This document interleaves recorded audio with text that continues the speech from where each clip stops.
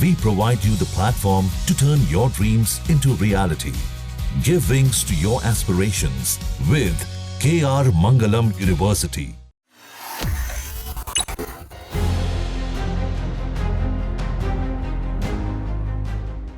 Targeted act of violence in Boulder, Colorado, an incident that authorities are now treating as terrorism.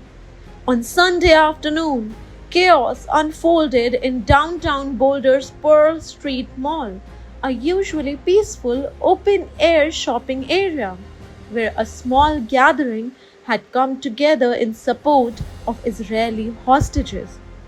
That gathering turned into a scene of horror when a man hurled incendiary devices directly into the crowd. According to investigators, 45-year-old Mohammed Suleiman is believed to have thrown multiple glass bottles filled with a flammable liquid at the protesting group. He was reportedly shouting slogans like Free Palestine. The crowd, made up largely of elderly members of the Jewish community, was completely unarmed and unsuspecting. At least 6 people, ranging in age from 67 to 88, sustained serious burn injuries. Some were reported to have been found on the ground suffering from severe burns and were immediately rushed to the local hospitals. Federal authorities, including the FBI and local law enforcement, are treating this as a deliberate and targeted act of terrorism. The man now in custody is being investigated for potential links to extremist ideologies. The FBI has confirmed it is probing this as a terror-related offense. The state's top legal officers have also indicated the attack may be classified as a hate crime, given the religious and community-based nature of the gathering. This attack comes at a time of rising tensions in the United States over the Israel-Gaza conflict.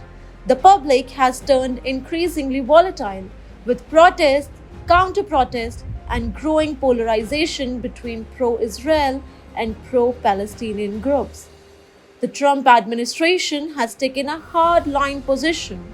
Pro-Palestine protesters have been arrested across major cities, and federal funds are now being withheld from universities that allow certain forms of political protest, including Harvard. The situation in Boulder is not isolated. Just last week, a fatal shooting in Washington, D.C. left 2 Israeli embassy staff members dead following an event hosted by Jewish American organization. That incident, too, is being investigated for possible ties to ideological violence. These are not just isolated outbursts, they are part of a troubling pattern. There is an undeniable rise in targeted acts against Jewish individuals and communities in the United States, and the methods, whether firearms, firebombs, or threats, are growing more and more direct and dangerous. The investigation into Mohammed Suleiman's background is ongoing. Authorities are working to determine whether he acted alone or was influenced by organized networks or online radicalization.